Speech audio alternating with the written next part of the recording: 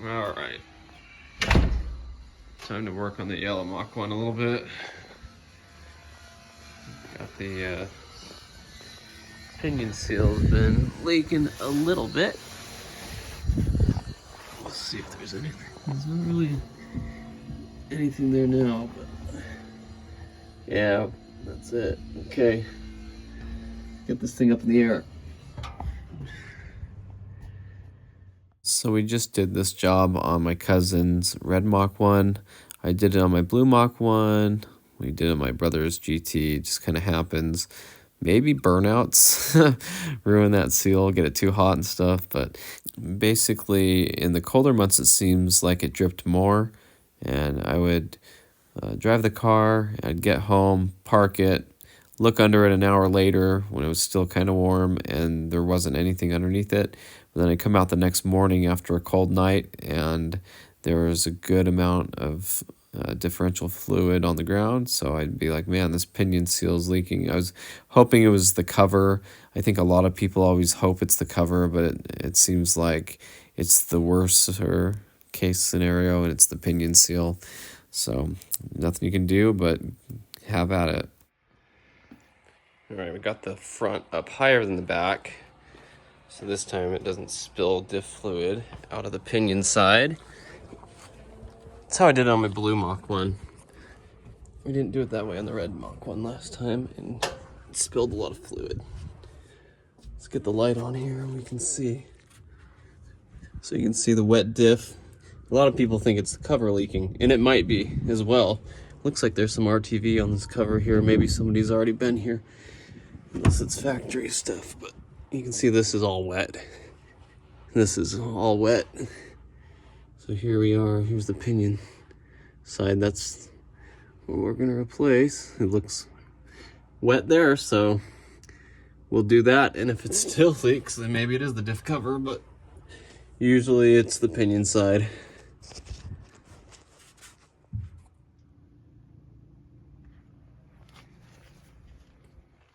So some guys like to just hit this with an impact gun.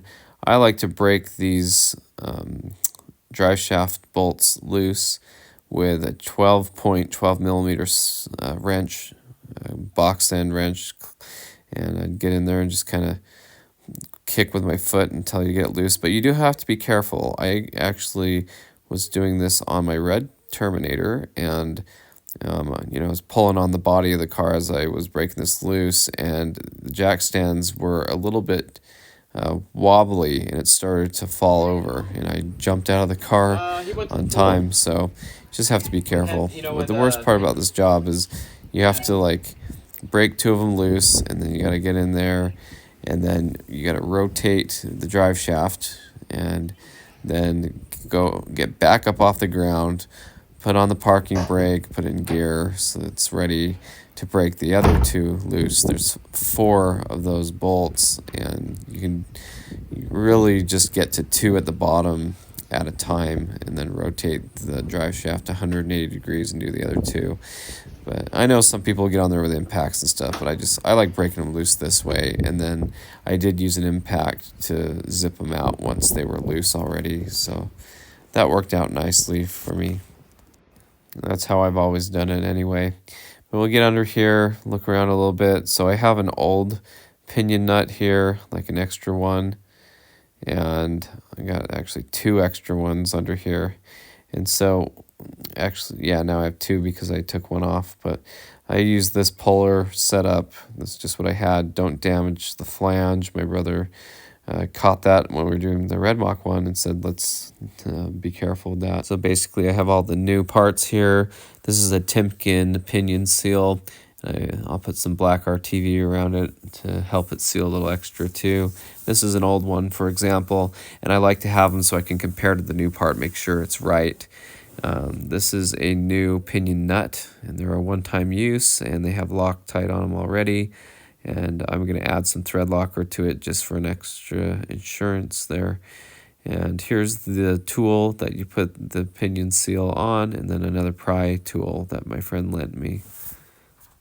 Now, something that I did was I threaded one of those extra pinion nuts on just a little bit, just to see how many threads it caught. It was like half a turn, basically, so that I'll know that when the new pinion nut's on, it's in the right place. But my friend who lent me these tools is a master tech mechanic for 30 years or more, and he said when you put that back on, you don't want to crush the crush sleeve anymore, but basically it's 250 foot-pounds to crush that sleeve, and so he's like, you'll have a hard time messing it up. He's done so many of them like this.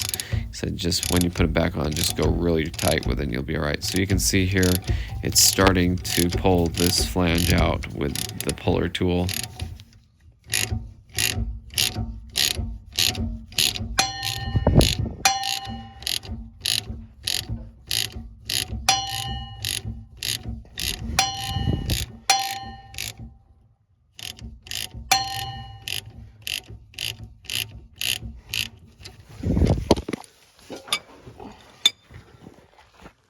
So even at that, I did lose a little fluid, which is good. Shows that the diff had plenty of fluid in there. This actually dripped until it was about half a quart worth there.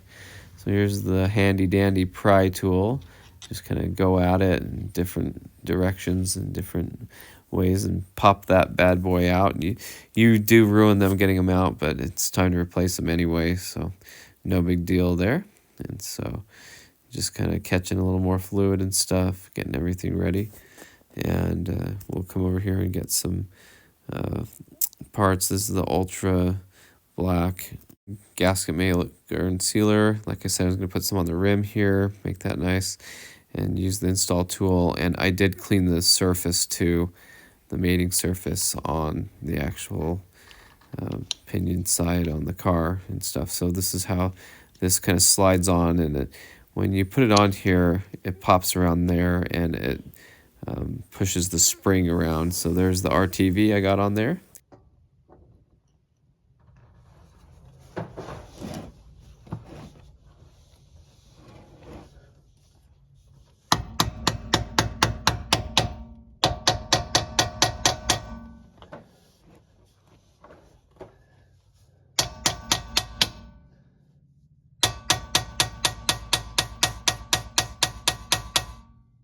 And my cousin said he'd come help because I helped him, and here he comes, you can hear him.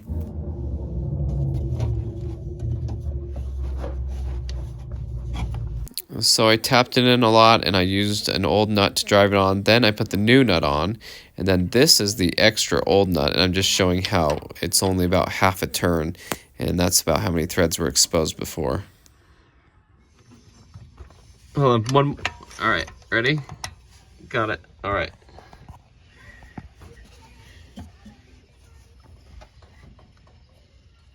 There you go. And we do have Loctite on those. That's tight on all of this. Yeah, it's so easy to pour it in. Because remember, before you didn't have this. Topped off the fluid and cleaned up a lot under here. And I'm going to let the RTV set for a couple days or a day and ready to go. So thanks for watching. I hope you enjoyed this video and stay tuned for more Mustang content.